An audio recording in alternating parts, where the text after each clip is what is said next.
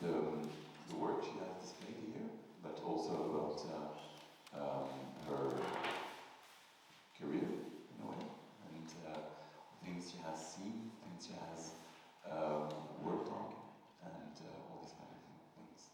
And we'll leave some time after our talk for some questions. Okay. Maybe to start very generally. You were born in England, and you moved to South Africa at the age of 7. And I was wondering, before talking about the work and everything, what memories do you have of the 7-year-old little girl you were, and who was just kind of dropped into South Africa, that was changing at the time? Yes, well, I mean, I was born in 1941, so during the war in England, and while I was a small girl, my parents never lived together because my father was involved in war work, and it was only after the war in 1948 that my father was involved in building construction. His company moved out to South Africa. It was still a British colony at that stage, and we went, and I still remember taking the train from Cape Town, taking the train through this vast country and going up to Johannesburg. And we lived just outside the main city in a very suburban area surrounded by golden mine dumps. You could see them in every direction because that was what Johannesburg had grown from, was the gold rush. And it was very different, yes, to living in England. What memories do you have of the culture, the arts that were at home? Were there any? Not a lot, I have to say. My father did architectural drawings, so sometimes he would cut off a piece of paper and pin it to a drawing board for me to make a drawing. So I guess that was something, at least. But then you trained as a journalist. I trained as a journalist. My idea was always to be a journalist. It seemed to me that would meet my need to travel, to meet people, to tell stories. I enjoyed writing. So that's what I decided to do. My first job was on a newspaper in Durban. My family had moved there by then, which is on the east coast of South Africa, the Natal Daily News. So I was the junior in the newsroom. One of my jobs every day was to go through the previous day's newspapers and cut out the stories and paste them in these big books, which were called guard books, because of course this is decades and decades before the internet, and if you wanted to store information you had to physically put it somewhere, keep it in a book. Was it I guess it must have been a good training for later, for taking out pieces of what you're seeing around you and making something of it. I think it was a very good training, because that habit of keeping, of following up stories, is part of my artistic practice. Yes. Of keeping I mean, I've got folders and folders of newspaper cuttings and brochures and leaflets about various things. I tend to hoard them, and certainly they have been the root of many stories. You were telling me before this that you left at some point and you went to the States, and there you worked in agencies. Yes, I got married in '62, and my husband and I went to New York, and we lived there for 5 years. And by that time, I had moved into advertising, and I was a copywriter. So I had quite a hard time getting a job first in New York, but I was taken on by first one agency, and then quite quickly I moved up to another one of the very big agencies, Benton and Bowles. I think Charles Saatchi was a copywriter there at the same time, strangely enough. Two different trajectories. Two different trajectories through the art world, yes. And it was only there that I had a friend who was an artist, and she was sketching, and I thought it would be fun to just try to do that on weekends. And she looked at the sketches and said, "Oh, I think you might like to take some classes." So I used to go to the Art Students League on West 57th Street at night after work, and I studied first life drawing, then life painting, and then switched into printmaking, etching, lithography. So that was my basic training. And so you left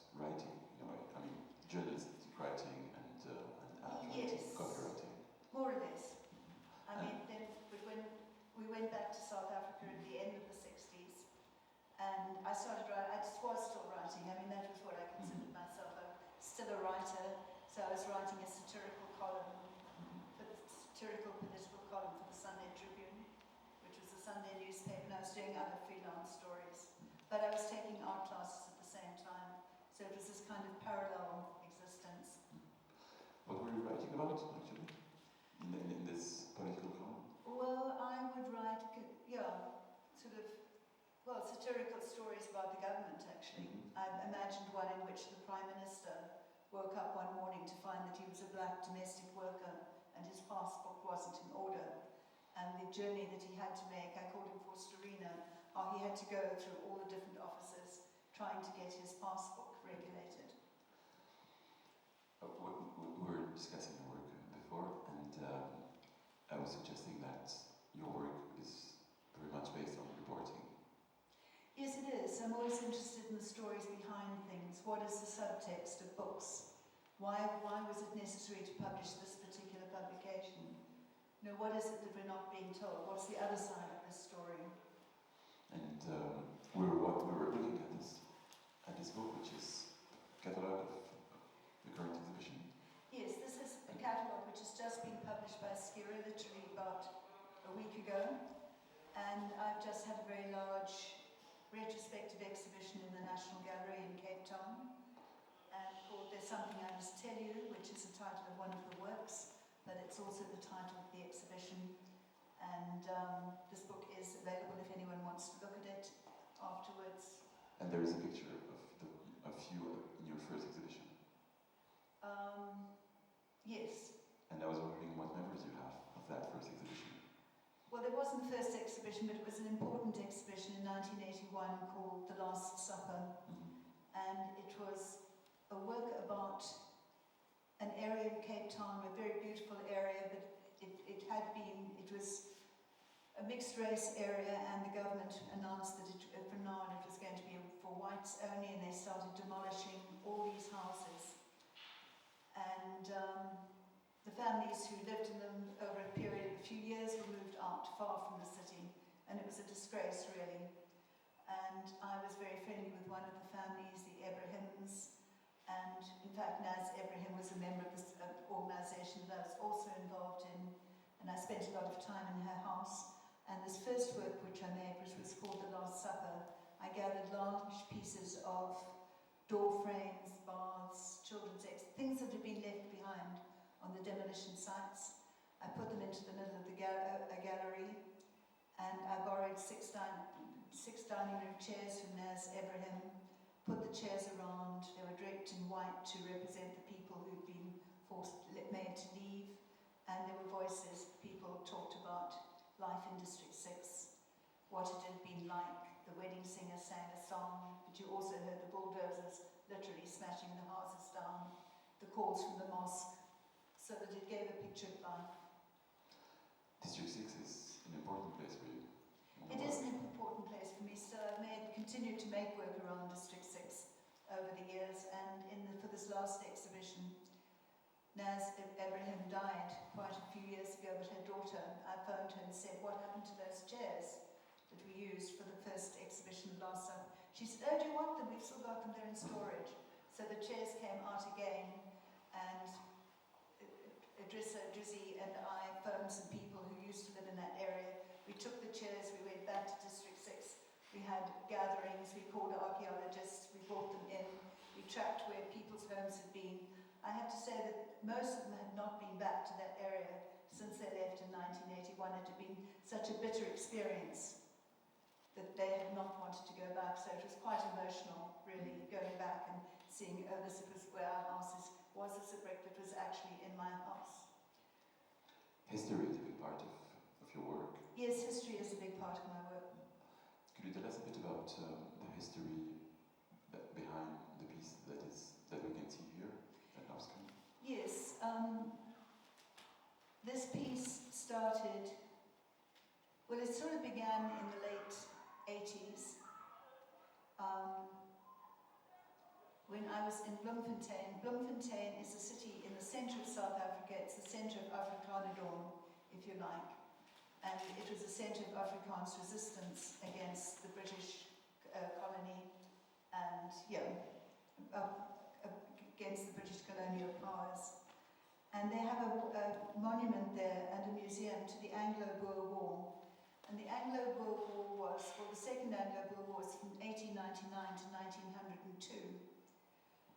And to give you a little bit of history, South Africa was a British colony, or at least the west part of South Africa was a British colony, but the Afrikaans farmers, the Boers, of course hated the British, so they started moving up country. They moved up towards the Transvaal.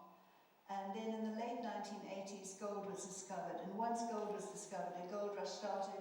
Johannesburg sprang up as a mining camp, first of all. And Britain looked down and saw that and thought, well, we have to extend our influence.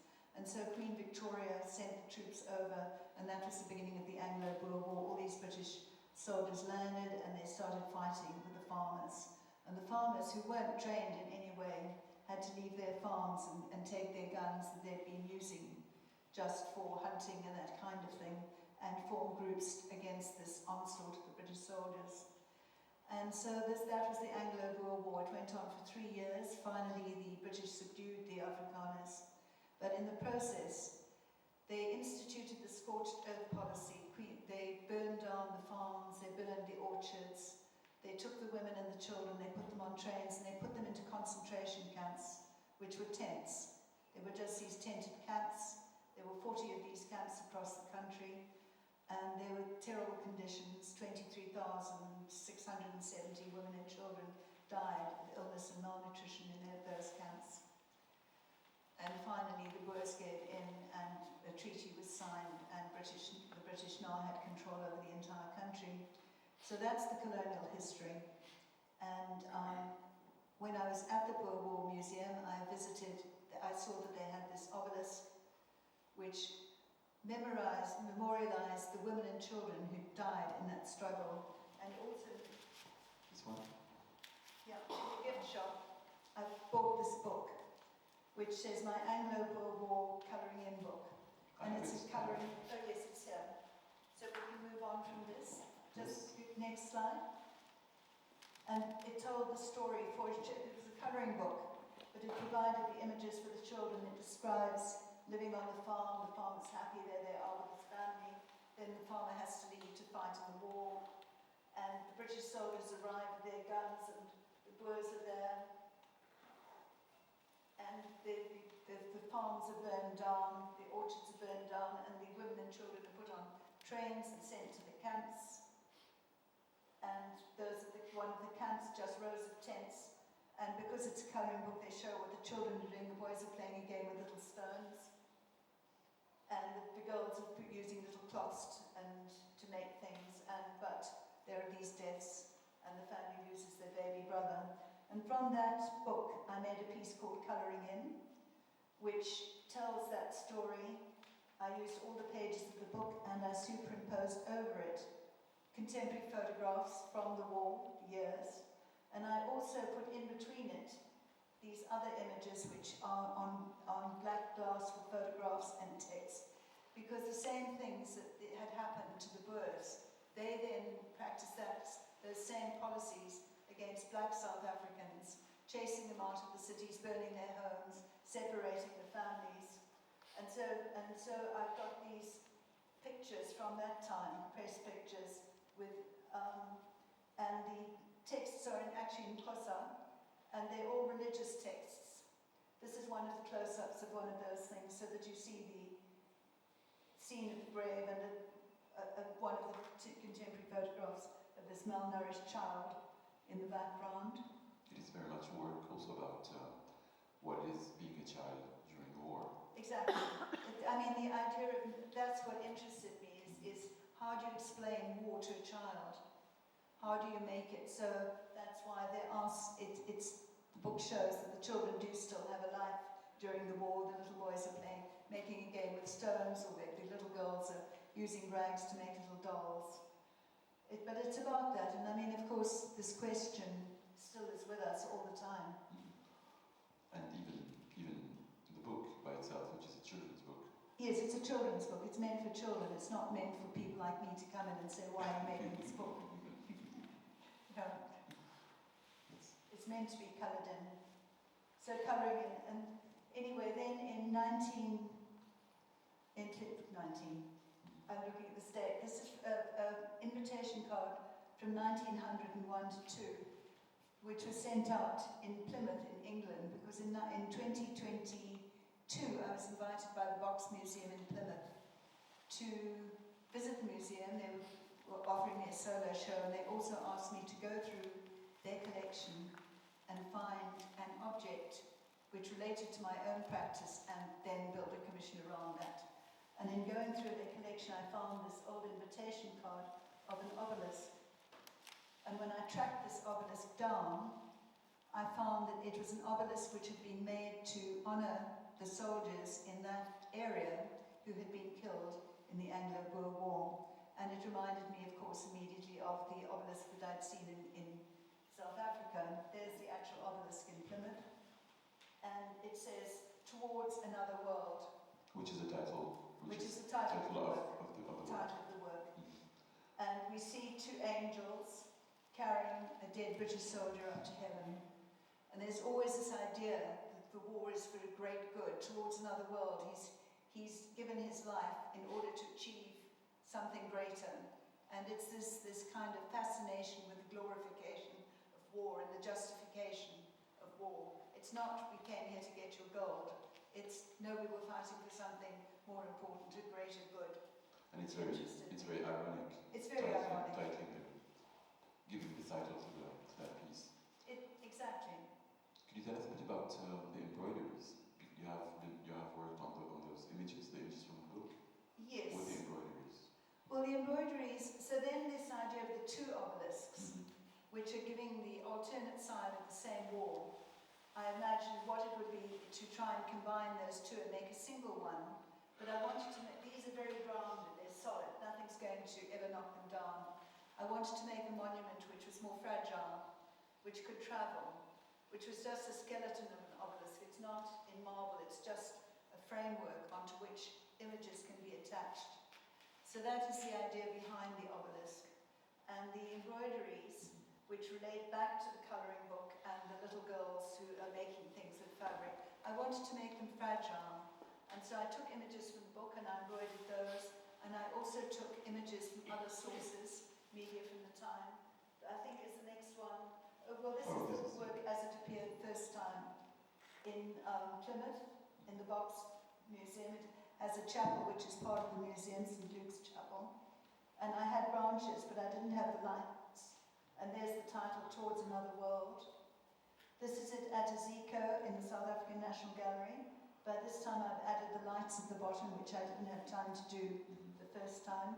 Can you tell us a bit about those lights, actually? Yeah. And then at the bottom here, you see these glowing boxes, which are glowing like coals. And you can see Queen Victoria's face on them. And it says South Africa 1900. And they're flashing on and out. And they were cast from that tin. Next, a tin. So these tins, which you can still get on the internet, which where I got mine, were these originally held chocolates at the same time as Queen Victoria was instructing her soldiers to burn down the farms. She decided that her soldiers deserved a Christmas present. So she told the chocolate makers of England to make these tins of chocolate which would be sent out to the soldiers. And so this is one of the original tins which hold some little fingers of chocolate which were sent out to every single soldier in South Africa. And it seemed to me again an irony that this queen, who on one hand felt nothing about burning down people's farms, having their generals kill people, just to extend the British Empire, at the same time she was rewarding the soldiers with these chocolates. Tins of chocolates. Tins of chocolates, exactly. And it says here at the bottom, "I wish you a Happy New Year." So that's what the soldiers received, and apparently with much pleasure. They were very excited about getting them. This is a cover of the Illustrated London News from that time. The Transvaal War. Transvaal is where Johannesburg is, listing the things, and it says at the top here, achievements of the colonial forces in the great battle of 1899 to 1902. But what interested me again is the way that so often victory and liberation is symbolized by a woman draped, holding up again as this triumphant figure, and how ironic that is. And then so I took that and I made this drawing. I blew up the drawing and it's been laser cut and laminated onto one of the embroideries. When you look at it in the piece, Yes. we're looking at it, there are other images around it, Yes. which seem to tell a different story, or give hints of different ways of looking at the story that seems to be given here. Well, that's right. Thank you, Joseph. It's hanging immediately above an embroidery of a woman crying because her farm is burning down. So, I mean, that is the achievement of the colonial forces, to burn down people's farms. And one has to look at that as a question. It is something that is all through your different works, showing things, and then adding layers that seem to say, look beyond what you're just seeing. I'm always trying to present a number of different points of view. I'm trying to say, this is one point of view, this is another, make your own, see what you think. You're a Once you've looked journalist. at this. Yes. You're doing journalism. That journalism, definitely that journalism, that interest in words and texts, and the way that information is presented to the public is always of interest to me.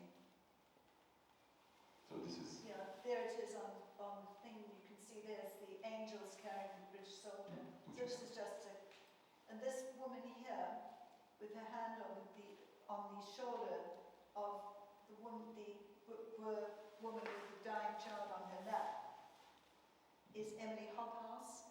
She was an English pacifist who came to South Africa to see for herself. She was a journalist, exactly what was going on.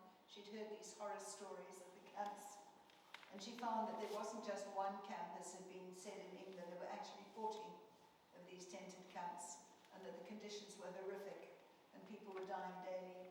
So she went back to England and wrote about it, and that began to turn the tide of the war.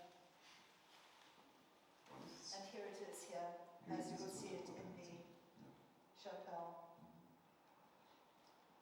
How do you reflect? This is a reflection on something that happened more than a century ago. But how do you reflect on the years you have seen, and the years of the apartheid, and the years when you were starting working? How does this echo that period?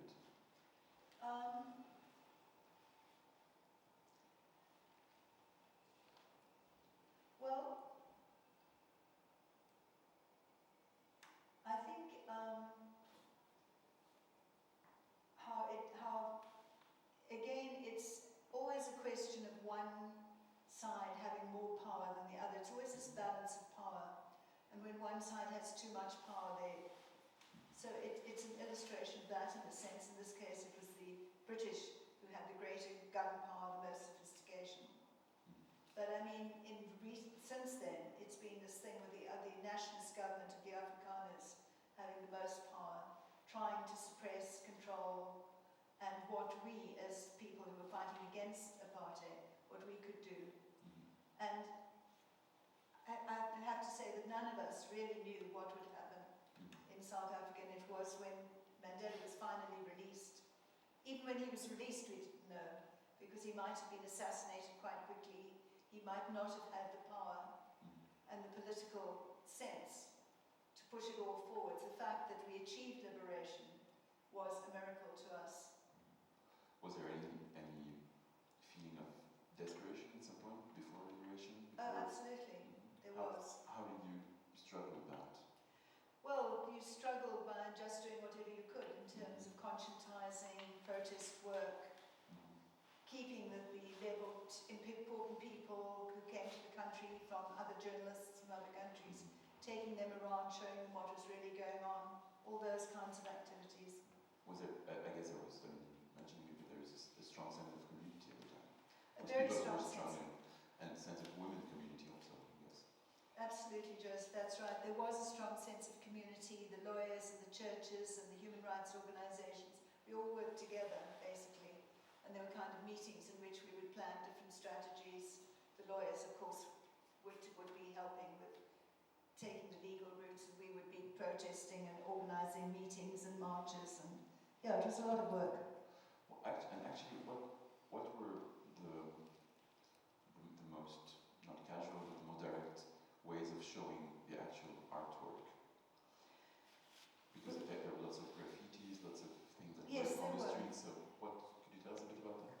Well, there was a very big conference in 1982, which was held in Botswana, which is just beyond the borders of South Africa, at which one heard for the first time, if you like, what the African National Congress, who were the resistance, thought the role of art should be. And their message was, listen artists, those of you who have degrees, we're all artists, you're cultural workers, each one teach one, everything must be done, t-shirts are good, graffiti is good, any way in which you can make a comment, a comment of resistance is good. And those of you who are white, it's your duty to conscientize your own community, which was the message, bear witness, don't let this go on with art making yourselves heard. And that attitude led to the book that I wrote, Resistance Art in South Africa, which was published in 1989, quite a long time afterwards. But the idea only came to me later to do it. You were documenting? I was documenting though, yes. How did you do the documentation? You were traveling around? How did you do the pictures yourself? I took some pictures myself, yes, and other pictures sometimes, yeah. Was it an easy thing to do at the time? Or? It wasn't that easy. I think it's so hard to reflect on the times before the internet, when there wasn't an internet. In fact, we didn't even have television in South Africa until the late 1970s, because the government thought that would be disrupted. So yes, you literally had to travel around and speak to people, meet them, go and talk, and yeah. There's also this question about representation. You were talking about being white, speaking to your community, but you have also represented other colored people, or speaking to them. What were the questions that you were asked, and how did you go through those? The question of representation is always a big one. I think everywhere, but perhaps more so in a very politicized country like South Africa. Who speaks for who? Who has the right to speak for who? Is it all right to tell the story of other people? And it's one which has always been with me very much. Particularly one of the first series I did was a piece called A Few South Africans, which were portraits of South African women who were very important in the struggle. And I have been asked that question quite often, why is it that you as a white woman have made all this work about black women? And I have to say, well, it's not all black women, it's also white women, Indian women, mixed, if you're going to sort of break it down into racial category.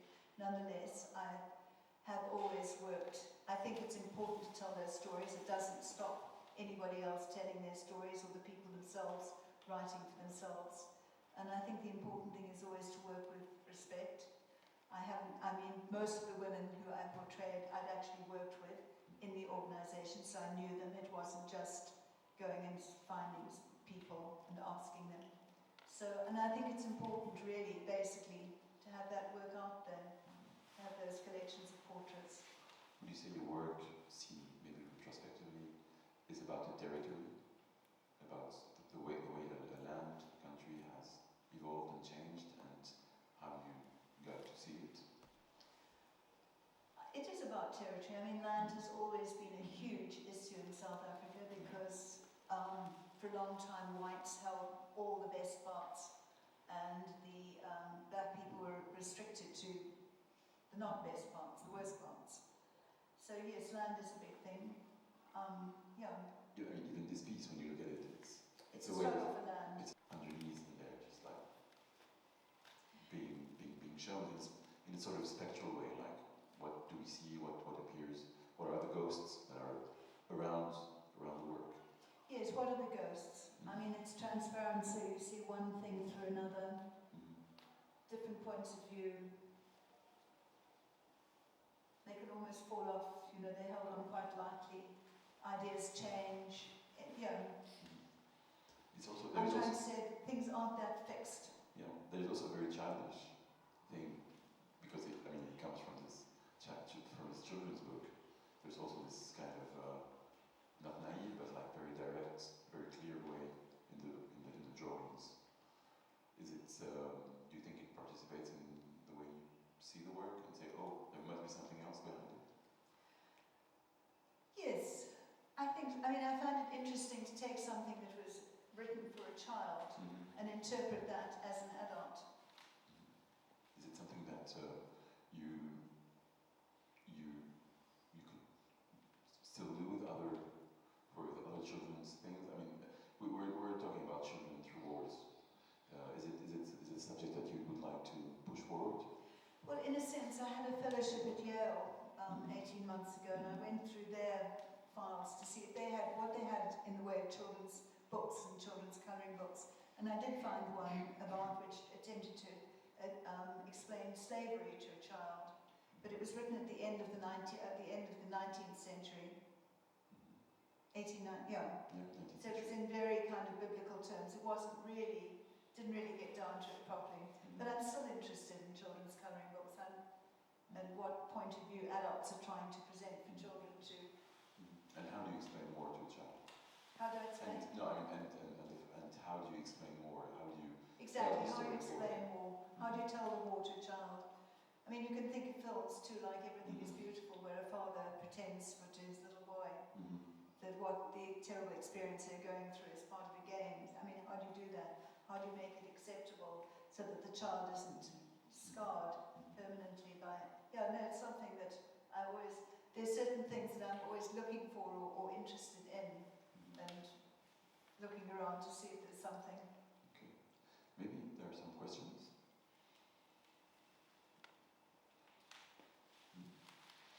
Well, following on what you're saying about this idea of making more accessible to children, I wondered if you have thoughts or resonances with the work of Yarema Malashuk and Roman Kimay, who are also in the show, The Sleeping Ukrainian Children. There's such beautiful echoes there, so I wondered if you had thoughts about that.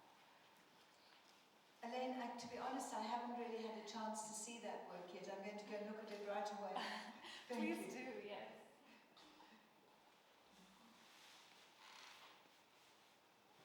Were you, I'm trying to follow that question, were you interested in other artists' representation of children more? Yes, I am interested. Well, I'm interested in everybody's work, really. Oh, really? Well, most people's work. I won't say everybody's. While growing up, what kind of other artists were you looking at? Were there any that were challenging or just like influencing? Well, growing up, my family wasn't really kind of art directed at all, and growing up as an artist. Oh, growing up as an artist. I guess the first artist that when I moved to New York, suddenly there was much more interesting work around, obviously, and one of my early influences, I suppose, was Rauschenberg and the way that he combined images, and I loved that. I thought his work was very powerful.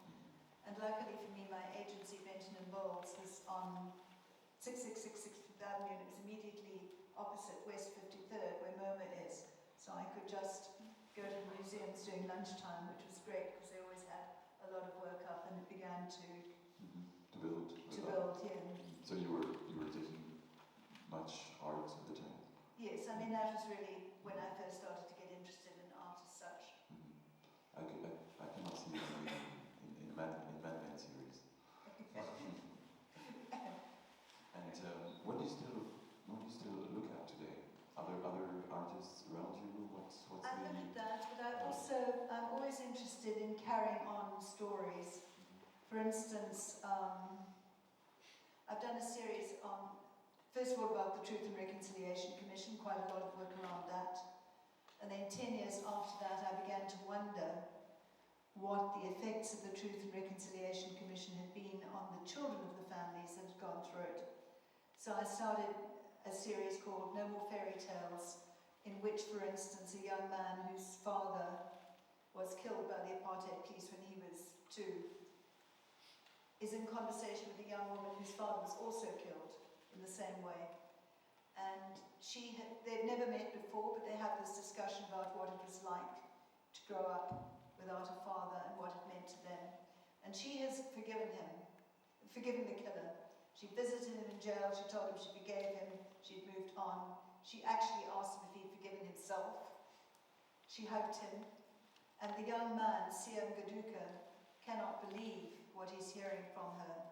He's completely shocked and horrified because he's hated this man all his life and he carries this hatred within him. And how this young woman who he's talking to has forgiven so easily. He says he can't. He says also, he can't just say he's forgiven someone and then he hasn't forgiven. So that was the first one. Then I did a second one a few years later with the same young man, Sia, and his mother. And his mother had never talked to the children about the death of her husband. And he'd grown up without a father, but not really knowing how the father what the circumstances were. So for the first time on camera, she agrees to talk about it. And she discusses how she heard the knock on the door, the neighbors telling her the police one had news for her, and her disgust. And he talks about what it had been like to grow up, not really knowing what was going on. And she talks about how difficult it was for her. So that was the second conversation. And now the third one, I've just shot a new video 3 weeks ago in California, in which I've interviewed him again, Sia. He's now married a young American woman who came to South Africa as a student, and they're married, they're living in California. He finally has this family that he's wanted all his life, a little boy and a little girl. And I interviewed him now with his wife about her experience coming to South Africa and what it means to him. And I've been so busy that I haven't even looked at the footage yet, but I'll be cutting that, and that'll be the next one in the series. So that's one work that I'm working on. Where does the title of the series come from? It's called No More Fairy Tales. It comes from a comment by that policeman who killed, who said that there's no more fairy tales and Bambi. He's talking about, he's making a comment about the fact how futile the whole thing was. You know, he'd gone there. His name was Eugene de Kock, the security policeman who was head of the branch, and he was known as Prime Evil in South Africa. He killed 140 people. But at the same time, he said he did it from his conviction that he was saving the country. So this work is very much about not forgetting. Yes. Even if there is forgiveness, it's very much about still bearing witness. Yes, actually the film showed it at the Louis Vuitton a few years ago on that show. And is it the most important thing today, not to forget, to keep a trace I think of everything, of a memory? It's important not to forget. You can forgive, but you can't wash it away. You have to balance it in your life. And you have to reach a point where you can reconcile yourself with the past. Now Sia says he's much closer towards forgiveness. He understands now more what the situation was. So it's about his development too, through 3 different stages of his life. So that's one thing I'm working on. Throughout your career and work, have you seen different versions of the truth or of the facts emerge? We're living in times where we say that there's post-truth and nothing is really new. So have you seen things shift? Oh, absolutely. And I think really what concerns me more than anything is the way that we now receive news. This kind of, as an early journalist, the fact that you can't buy substantial newspapers. I think it's better here in France, but in South Africa, they're just rags now. They're a few pages, and they're better than nothing, but it's sad. And would you say that your current work is very much about that, about preserving a memory? It's about preserving memories. It's trying to, yes, you can't, I think it's very important for young people to understand the history of their country, to understand why things are the way they are, because then you can find the points of resistance that you need to take. And how do you relate to the present state of the world and different wars? What can one say? It's horrific. Absolutely horrific.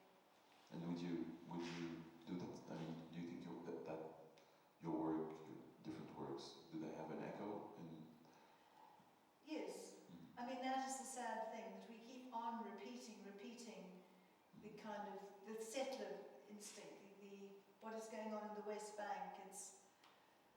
It's horrifying. So it's very much about trying to find layers of what happens at some point and not forgetting. It's about bearing witness.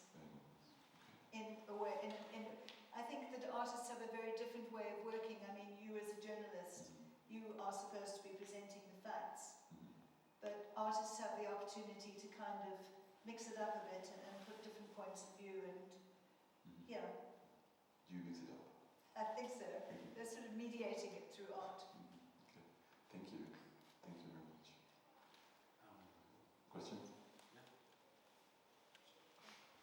Yeah, of course you are witnessing, but at the same time you have always given words to people who have no access in different ways, like your The other voices. other voices, and remember in all the cities where you have made these panels of common work declared your work, and also I remember in Alexandria.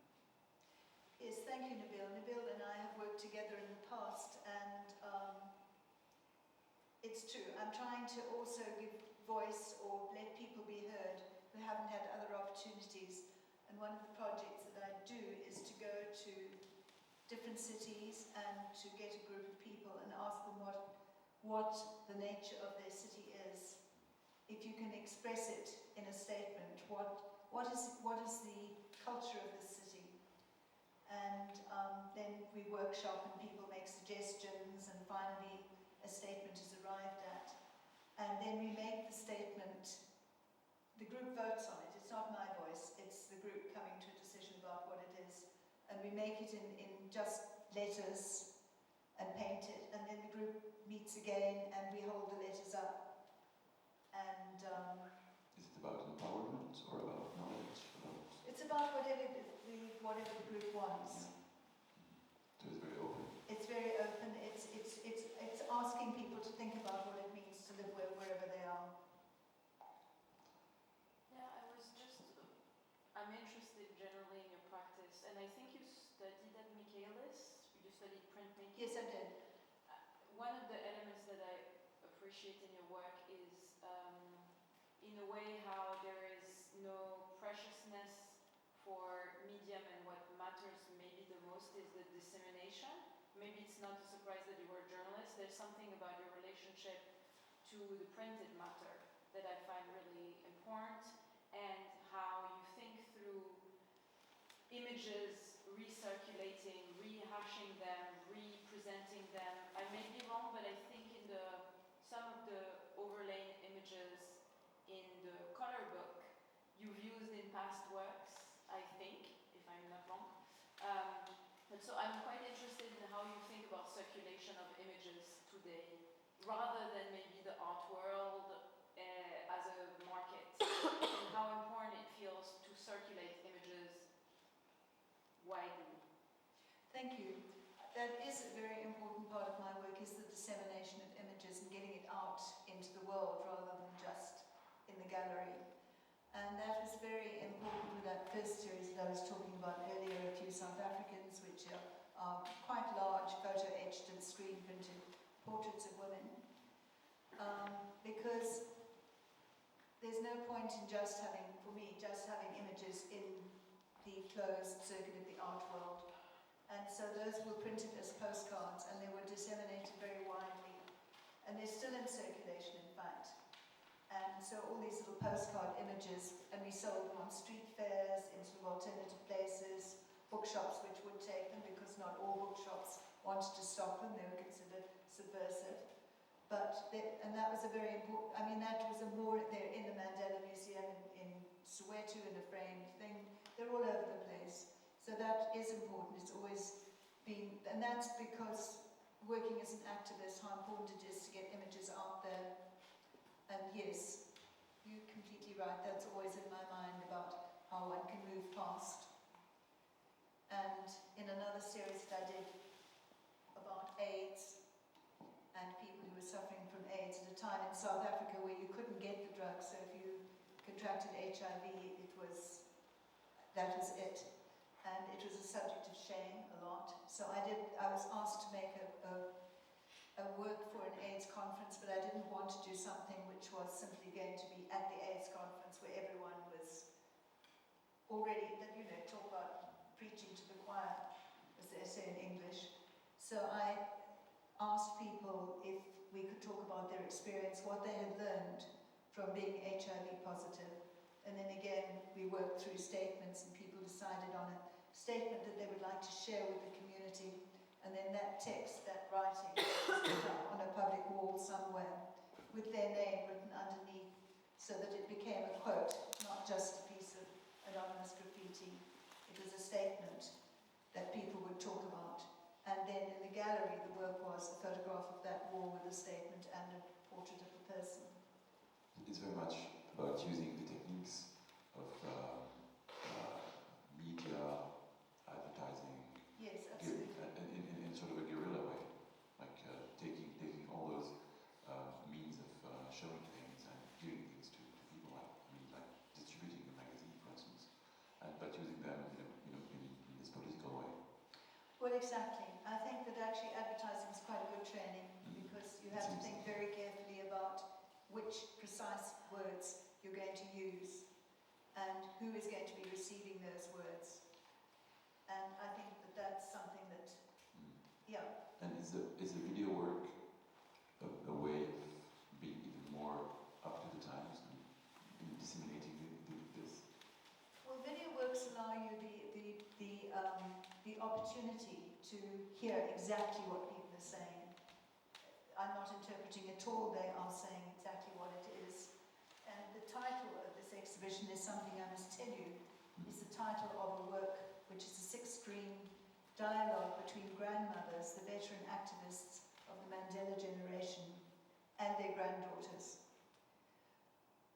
Because I was wondering, did those granddaughters really know what their grandmothers had gone through, the kind of sacrifices of husbands who were killed or gone into exile? Did they know that history really, or was it just something that they were vaguely aware of? And at the same time, did those grandmothers feel, what did they feel about South Africa? So it was a work that was made in 2013. There were 6 different conversations between grandmothers and their granddaughters or nieces or whatever. And it's really, I think it's a very powerful work to hear those 2 exchanges, because in fact, as it turned out, the grandmothers didn't know. I mean, the 2 sides didn't really know what the other was completely thinking. There were moments of surprise all through. And that intergenerational dialogue is something that interests me a lot. Because there are silences. Because there are silences. Periods like this. You don't really know very often, because in traumatized societies, the older generation doesn't want to burden the young people with what they went through. They're happy now that it's not that bad, and so it's not discussed, but it should be discussed. We see your story through your work, but there's another part of your story that you don't tell, that you can only tell to someone that is more intimate or more in a family context. Yourself. Is there a story that probably? Who would you tell it to? Is there something that you cannot tell? Probably. I'd have to think about that for just For next time. for next time. Thank you.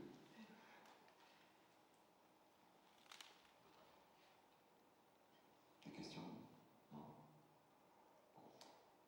Well, I'd like to thank everybody for their questions and their comments and